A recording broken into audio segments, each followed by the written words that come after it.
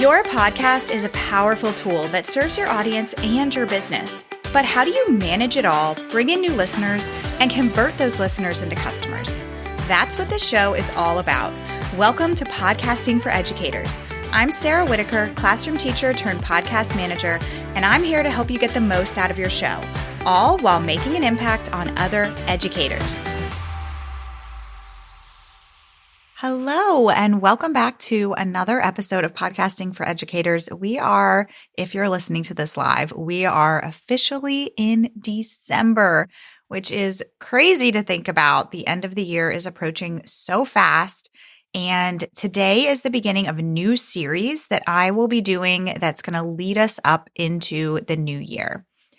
It's a series all about how we can reset our podcast as we begin a new year. And really, you could use these ideas any time of the year, but there's something that feels so good about starting the new year with a fresh perspective and, most importantly, a feeling of rejuvenation and excitement.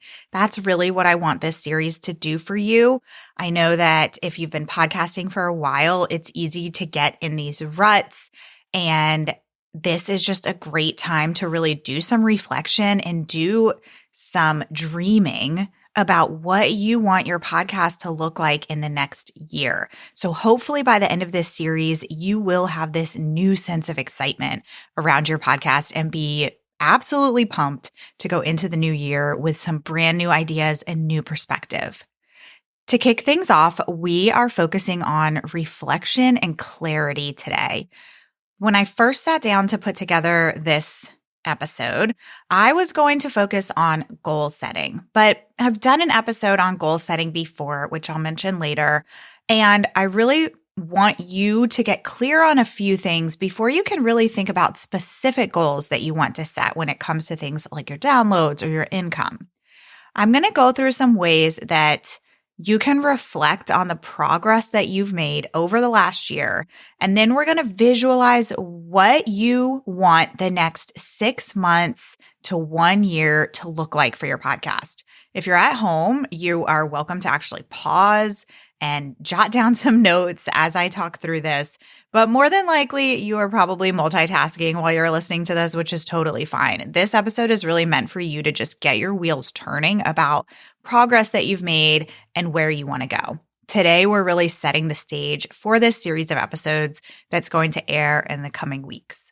So to begin, I really want you to take a few minutes and reflect on your progress that your podcast has made over this last year. And maybe you've had your podcast for a few years. Maybe you've only had it for 6 months or 1 month or whatever that time frame may be for you.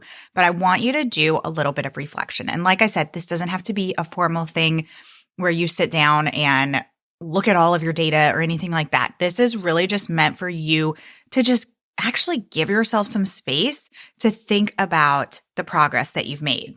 Now, of course, progress is going to look different for each and every one of you, but I'm going to list off some things that you could take into consideration when you are reflecting on your progress.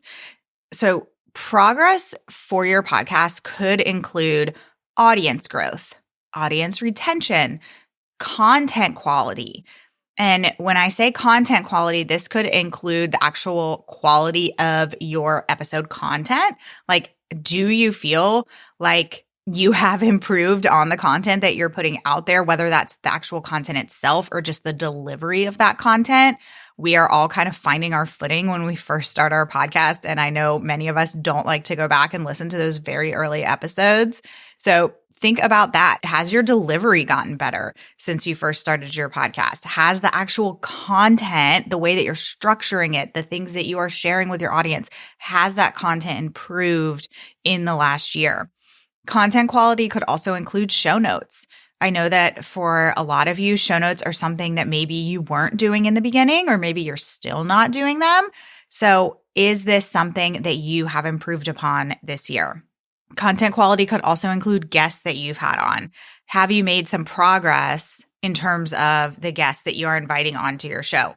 Are you inviting guests onto your show at all?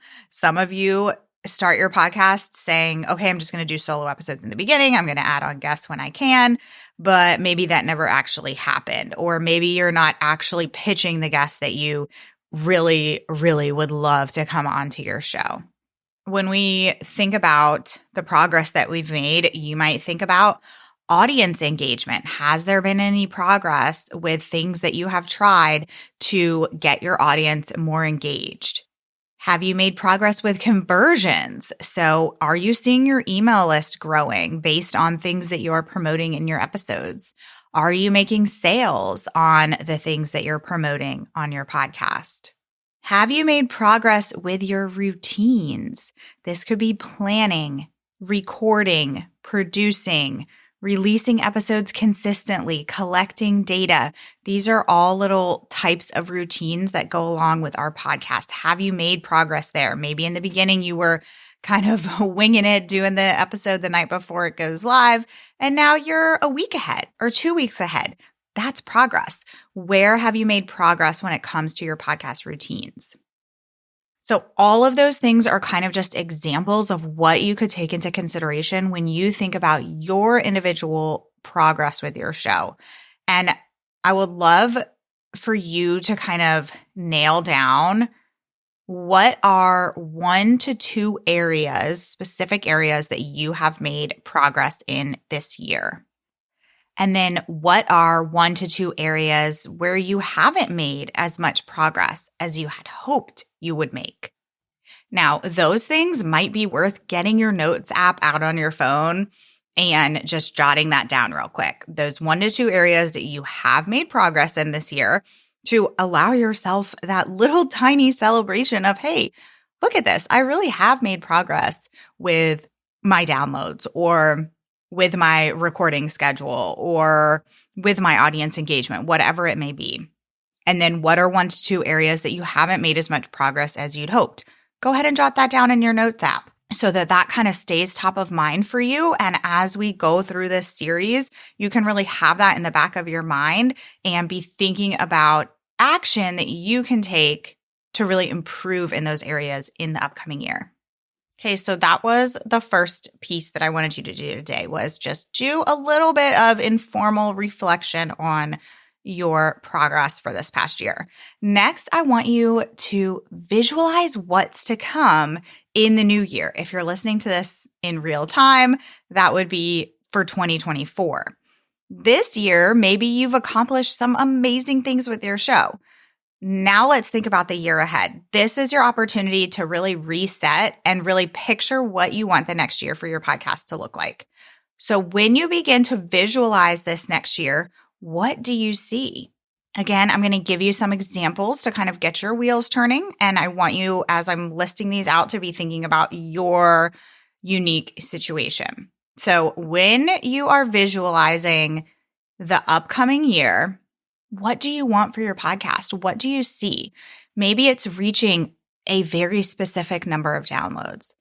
It could be pitching that dream guest to come on your show, starting to write show notes for your episodes, being more intentional with podcast SEO, being more intentional with the actual content inside your episodes, finally getting ahead in your planning and your recording, hiring pieces of your podcast out, inviting listeners onto your show to build up those connections with your audience, switching up the structure of your episodes. Maybe you're feeling kind of blah about things and you know that you need to switch something up. Getting your podcast out in front of school districts or some sort of larger scale audience. Landing sponsors for your show. Okay, so thinking about those examples, maybe some of those stuck out to you. Maybe you have other ideas in your head, but I want you now to really clarify what are 1 to 3 things that you are visualizing for your show. What are your big podcast dreams for this next year? It could be something small. It could be something that feels really big. Again, this part might be worth jotting down, getting out that notes app if you have an iPhone. I'm not sure what the equivalent is on an Android, but I'm sure that there's something, or putting it on a sticky note, whatever works for you. But what are those 1 to 3 things that you can visualize for your show for 2024? I want you to really take a few minutes to think about this. You can't get clear on specific goals that you want to set or actions to take to get there if you don't have a vision that you are inspired by. Embrace those first few things that pop into your mind. There might be lots of things that you want to tweak or improve about your podcast, and really that's what the rest of this series is going to be all about. Over the next few weeks, we'll have pretty quick, actionable episodes that are going to help you deep dive into all the different aspects of your podcast that you can reset for 2024, or at any time if you're listening to this later down the road. We'll be doing a deep dive into pieces like your podcast routines, your podcast content, your audience engagement, your marketing. I hope today and in the days to come and the weeks to come, you can give yourself some space to reflect on what kind of progress you've made and where you really want to take your show next. A new year is coming, so let's lean into that energy and make some changes for the better. During this reset series, I'm going to end the episodes by referring you back to a few episodes that you may want to revisit or listen to for the first time that are related to today's topic. So some episodes that you might find helpful after listening to this episode are episode 17, which is 3 suggestions for setting data-driven podcast goals, and episode 116, your first 3 years of podcasting, expectations, goals, and action steps. Okay, that was episode 17 and episode 116. And of course, I will have those linked in the description for this episode in your listening app, as well as in the show notes, which you can find at podcastingforeducators.com/episode 127. If you have not yet written a review for this show, I would love for you to do that today. You can go to Apple Podcasts, scroll down, click on write a review, and you can title your review episode 127, My Podcast Progress. And in your review, share some kind of progress that you have made with your podcast over the last year. It will only take you a minute, and it's a great way to share your reflection from this episode with me. All right, I hope to see you back here next week for the second episode of this series, where we are going to be looking at one principle that you can use to completely reimagine your podcast routines. I'll see you then. Thanks so much for listening to today's episode. To keep this conversation going, connect with me on Instagram at Podcasting for Educators. I'm always looking for an excuse to talk about podcasting. If you're looking for support in launching, managing, or growing your podcast, check out my online course, the Podcasting for Educators Prep School, at podcastingforeducators.com/prep school. I'll see you here next time.